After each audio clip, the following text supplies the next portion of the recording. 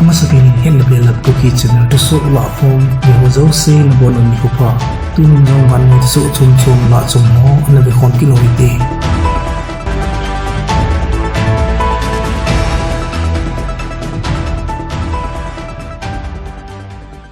Belgium Khopi Brussel Gare Du Nord Staion na mihem sanga simin Kiphinna le lampi jotna anahi uvin Kiphinna kijotna panla mihem sang som sigi vel hiding in thulhut chun asei nahi Hiche Kiphinna ji chun lenna ho kisan jong chah anahin Belgium pumpi atohkhah na banna chele vale nitin kiman cha na zo se dingdan thichu stand still zeng in omin hi kiti mi pi lungkim lohon gamsung a nitin kiman cha na sumle pai thilla loman hata akhan'a mi pi te dinga ha satna ho thu kho mai to lona ana bol-u hi kiti Hiche Kiphinna chun lamkai hon dan tha apu do loiwa Hiche buina ho hi pial do thina lampi angai to loi dingun anangi on hi achi sapana ki tha ki matna tanti nei lawa ana omjing na bana Nigeria gamsunga nitin khan sit na apung jing in hi kiti tu tha in sa lumlam gam kaya Nigeria gamsung kajona muna mel het lo thal choi hon milham thum ana thet kinon som thum le gup vel ana puimong on khusung le awin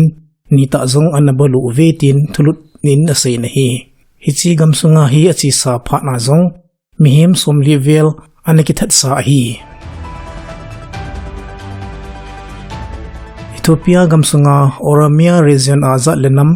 ethnic ki ka buina zain mihem zani velin thina ana to uvin hi Hiche thilsu chu achi sa pathin ni khwa ana so hin amhara nam mi te mi zani vel chu ani ke that hi ve Hiche tol thano hi koi man ki phunna anai povin hinla amara mi te ni Hiche tol thana hi Oromo Liberation Army hona to hi tin ngona anane uvin hi achi sa phan hwa jong Hiche galgu bol ho hin itia tol than hi anai jingo a hi tin thusu chun asei ben hi Oromia state hi Ethiopia gamsunga dinga gambung lenpi na hina bana achi sa kumtampi masanga pat zatlanam ni ki ka ahi ki dawna anaumpi a anachi lhajing khat chu ahi Hiche nam Oromo le amhara te ni ki ka achi sa sangkhat jako somko laya pana hungum pana hina bana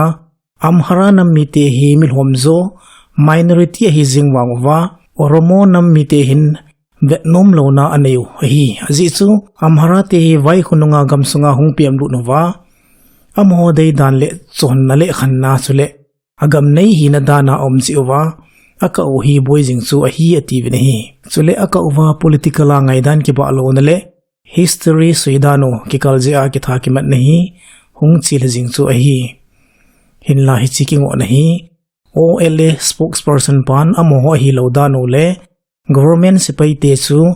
galgu bol da ho to kiloi uwa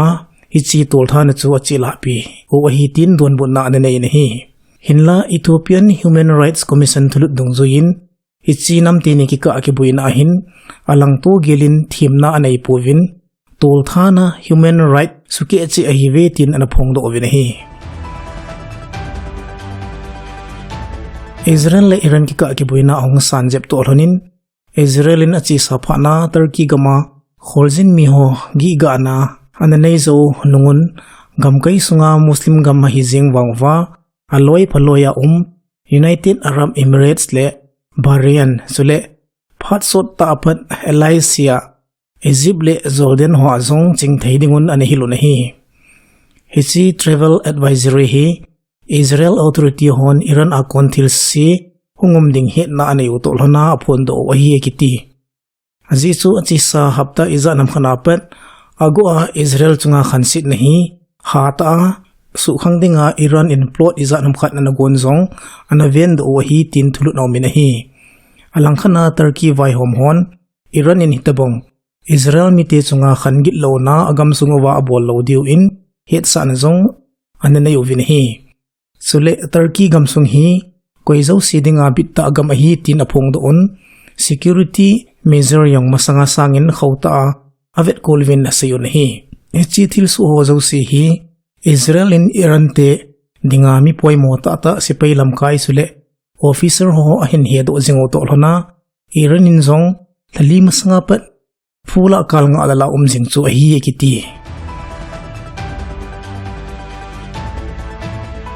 Russia in Ukraine chunga gal abol kal langa alu ta sing wangin galin hoilam anu ham asei setji om thei pon hi Ukraine President Volodymyr Zelensky in Ukraine European Union alu thei dinga om to lona Russia in atha bele ho zo gali a Hinbol ding thayun asei na hi Ukraine te hin Russia in gal Hinbol o nili zawa chu European Union kiloi khom na a banna dinga lekha na seu chu hi Hiche bunga chu tu ni kho chom lowa European Commission in aphat sa naw la lut nakin neiwa ding ova haptama sa achu ana phon do saw hi tai Hiche thil su hi achi sa phana Russia President Vladimir Putin in European Union hi sumkol veina lamchuma kiloi khomna hi zia Ukraine alu ding aza adalawa ana sei sa umjong le European influence na noya Ukraine hong umding a hi ta zin ichana hin le tu diu ham ti wang chu hata khat chu hi Hiche ho ka la hangal mun lama Russia ten Donbas kam kai chu abona ala chai gu no chu a hitan tu le to ha target peno Severodonetsk Khopi jong tanti nei lawa ki kap to na om na bana Russia te hi masal jing chu hi chule Hiche Khopi avela khoniaw cha cha ho jong Russia te hin ala zo na ban uwa solam kaya Khopi hwa jong pumpi kap khum jing uve ekiti na hi Hichelai muna novoti a ki he muna thaw khol na khu jong missile thumin anakap si uvin Ukraine mi khanen thina na to in tampi jong akitong khaw vin hi Russian military akuna thulhut dongzoin Ukraine command center chu caliber missile hoa konglin ha kon kapsi na hi to hlonin Ukraine sipai officer mi som ngawal ki hauna meeting nei dinga anom lai ho chu athi uve tin asei na hi alangkhana NATO General Secretary Jens Stoltenberg in anaphun do na Hiche ki dona gal hi bailam ta ki chai lova kumlhung ke ya hung ithei jin ana sei na hi hitiji chun NATO allies on phata ki go pha isan ge ya hi jongle Ukraine ato sot le aki thupi naw hi panglova achi zom pi jingding ovin anati min hi Russia le Ukraine ki ka kho sit lai ta a Lithuanian government in gamdang to Russia ki chutna singsan ki bolkhum zinga Russia tian thilalo ala lut ato lut naw khopi Kaliningrad transit point a khaw to hlonin nasate in Russia alung sole jing ta na hi Hiche thil su hi Russia foreign ministry in Lithuanian tunai ho samon abol to hlona agang theipina Hiche ban ki bol hi ala do ding ubin asio na hi hinla Lithuanian hi NATO gamhola member khana hi naw chunga Russia chunga sanction abor khumu ahi zia alo theilo khanin asio na hi ga he thei khat chu Kaliningrad hi Russia gam ahi jing wanga mainland Russia to ki chut man na dinga Lithuanian gamsung railroad ni hopa te ngaya chu ahi Russia akun gi nana sata om to hlonin iham tia Hiche ban ki bol hi la to wa hi lole Russia in le thuna ki nei ding hi chu Lithuanian mi pi tia dinga thu ha chata hiding a hi ativi na hi alangkhana Russia in gata agi na aneu ton bun na in United States ki kumlut pe ngalin Lithuanian government na to na hi kilung to ta ki thulu na azuyu hi na sata in apasa naw apum do na hi to so panapa na sin chen ngai ho se achung si wa gi pa naw ke ko ve to so thai mu kit ka vin na bonon mang phale chibe